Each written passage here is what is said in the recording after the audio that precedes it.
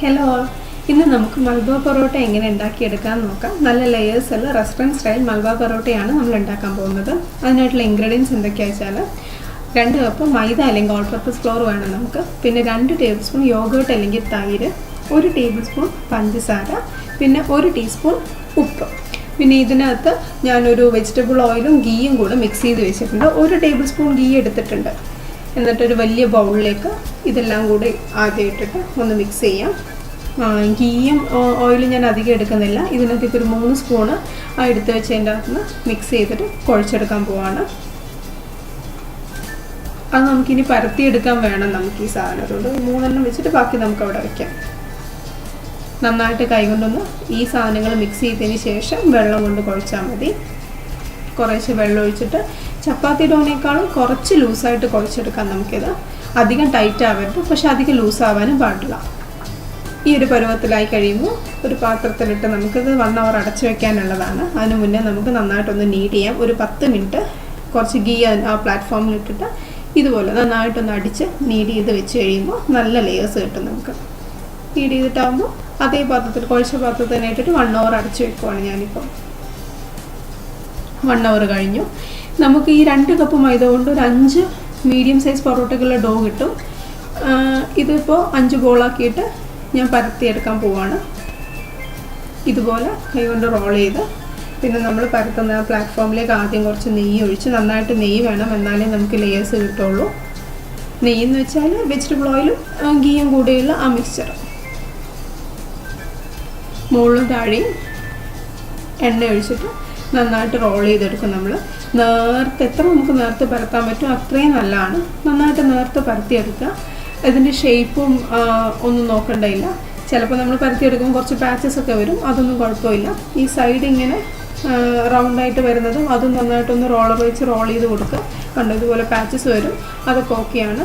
ഇതുപോലെ നേരത്തെ കിട്ടിയാൽ നല്ലതാണ്. ഇത് ചെയ്തതിന് ശേഷം കുറച്ചുകൂടി ഇതിൻ്റെ മുകളിൽ നെയ്യ് ഒഴിച്ച് കൊടുക്കാൻ മറക്കരുത്, എന്നാലേ നമ്മൾ ലെയേഴ്സ് സെപ്പറേറ്റ് ചെയ്ത് വരുള്ളൂ നമുക്ക്.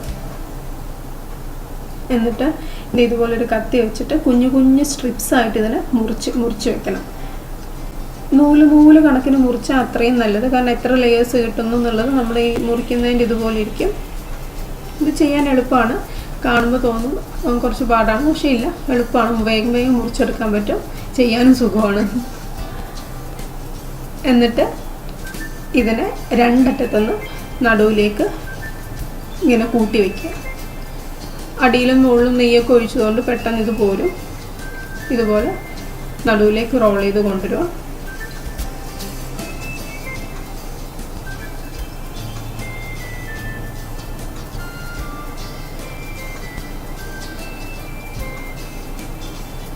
എന്നിട്ട് ഒരറ്റത്ത് നിന്ന് ഇങ്ങനെ റോൾ ചെയ്ത് നമുക്കിതിനോട് പിന്നെ ഒരു ബോൾ പോലെ ആക്കാം. എന്നിട്ട് മറ്റേ അറ്റം നമ്മൾ ഈ ബോളിൻ്റെ അടിഭാഗത്ത് ടക്ക് ചെയ്ത് വയ്ക്കും. ഇതുപോലെ തന്നെ ബാക്കിയുള്ള ബോൾസ് നമുക്ക് പരത്തി സ്ട്രിപ്പ് ചെയ്ത് മുറിച്ചിട്ട് ഇങ്ങനെ എടുത്ത് വയ്ക്കാം. എന്നിട്ട് ഇതിന് നമ്മൾ കൈ കൊണ്ട് പിന്നെയും പരത്താൻ പോവാണ്.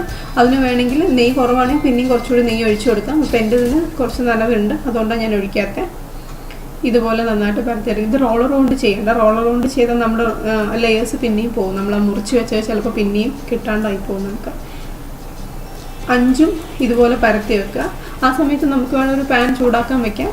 ഒരു മീഡിയം ചൂടിൽ പാൻ ചൂടായി കഴിഞ്ഞാൽ നമുക്കിത് ചുട്ടെടുക്കാൻ തുടങ്ങാം. പാൻ മീഡിയം ചൂടായിട്ടുണ്ട്. ഞാൻ അതിലേക്ക് കുറച്ച് എണ്ണ ഒഴിച്ചു. അതിന് മുകളിലേക്ക് ഈ പൊറോട്ട എടുത്ത് വെച്ചു. ആദ്യത്തെ തവണ തിരിച്ചിടുമ്പോൾ പെട്ടെന്ന് തന്നെ തിരിച്ചിടണം. ഒന്ന് വെച്ചാൽ മുകൾ ഭാഗം പെട്ടെന്ന് ഡ്രൈ ആയി പോകാണ്ടിരിക്കാൻ വേണ്ടിയിട്ടാണ്. അവിടെ ഞാൻ കുറച്ച് മുകളിൽ നെയ്യ് ഇട്ടിച്ച് കൊടുത്തിട്ടുണ്ട് കേട്ടോ. ഇത് മുഴുവൻ നിങ്ങൾക്ക് വേണമെങ്കിലും ഗീയിൽ വേണമെങ്കിലും ചെയ്യാം, പക്ഷെ ഞാനിത് മിക്സ് ചെയ്തിട്ടാണ് എടുത്തത്, വെജിറ്റബിൾ ഓയിലും ഗീയും കൂടെ. ഗീ ആകുമ്പോൾ കുറച്ചുകൂടി നല്ല മണം കിട്ടും. എങ്ങനെയായാലും കുഴപ്പമില്ല, പക്ഷേ എന്തായാലും കുറച്ച് ഓയിലി ആയിരിക്കണം അത്, എന്നാലേ നമുക്ക് ലെയേഴ്സ് കിട്ടുള്ളൂ. ഞാനിപ്പോൾ 2 ചുട്ടെടുത്ത് കഴിയുമ്പോൾ ഞാൻ പൊറോട്ട അടിച്ചെടുക്കും. കാരണം അല്ലെങ്കിൽ ചൂട് പോവും. 2 ആയി കഴിയുമ്പോൾ അടിച്ചെടുത്തില്ലെങ്കിൽ ചൂട് പോയി കഴിഞ്ഞാൽ പിന്നെ നമുക്ക് ആ ലെയേഴ്സ് ഒന്നും വിടർന്ന് കിട്ടില്ല. 2 ആയിട്ടുണ്ട്. ഞാനിത് അടിച്ചെടുക്കാൻ പോവാണിപ്പോൾ. ഇതുപോലെ നന്നായിട്ട് സൈഡ് അടിച്ചു കൊടുക്കാം. അപ്പം നമ്മുടെ ലെയേഴ്സ് ഒക്കെ ഇതുപോലെ ഇങ്ങനെ വിടർന്ന് കിട്ടും നമുക്ക്. കണ്ടോ, പിന്നെ 5 പൊറോട്ടയും നമുക്കിതുപോലെ ചുട്ടെടുക്കാം. ഇത് നമുക്ക് ചിക്കൻ കറിയുടെ കൂടെയും മുട്ടക്കറിയോ അല്ലെങ്കിൽ വെജിറ്റബിൾ കറിയോ എന്തിൻ്റെ കൂടെയാണെങ്കിലും നല്ല കോമ്പിനേഷനാണ്. Thank you.